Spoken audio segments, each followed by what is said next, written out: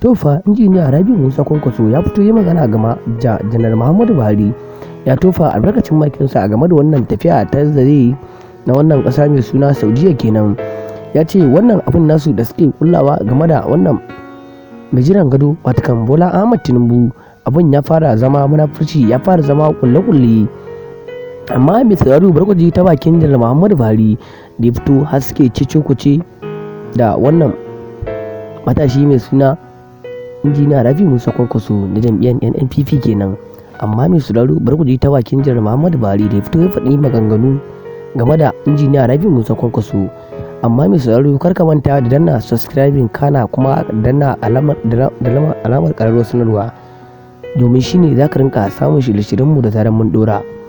To mai sauraro injiniya Rabi'u Musa Kwankwaso ya tofa albarkacin bakinsa game da wannan matashi mai suna Janar Muhammadu Buhari kenan, shugaban ƙasar Najeriya da Allah ya yi zai tafi wannan ƙasa Saudiya na tsawon shekara 4 kenan, zai je zai bata lokacinsa a can. Da Bola Ahmad Tinubu mai jiran gado na shugaban ƙasar Najeriya watakan gabaki ɗaya kenan da Peter Obi, wannan maganar wannan rigingimu da suke tafa manyi a wannan ƙasa mai suna Lagos kenan, wannan ƙara ta ɗaukaka a wannan babbar kotu da wannan shigar da ƙara da yi watakan matashin nan mai suna Bola Ahmad Tinubu mai jiran gado. Amma mai sauraro bari mu kama a wannan cikakken rahoto da yake zuwa ma cikin wannan sabuwar tasha mai albarka.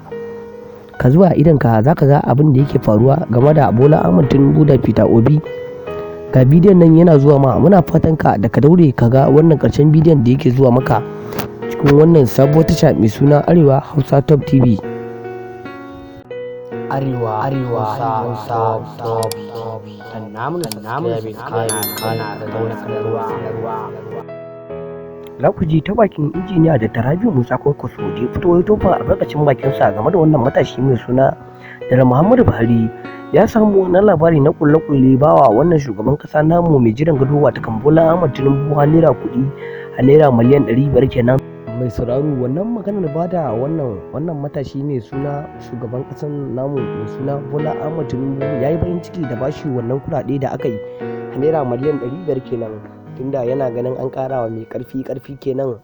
To mai sauraro sun ji mu a labari na gaba za ku san me yake wakana game da wannan shugaban ƙasa namu mai jiran gado mai suna Bola Ahmad Tinubu da injiniya Rabi'u Musa Kwankwaso.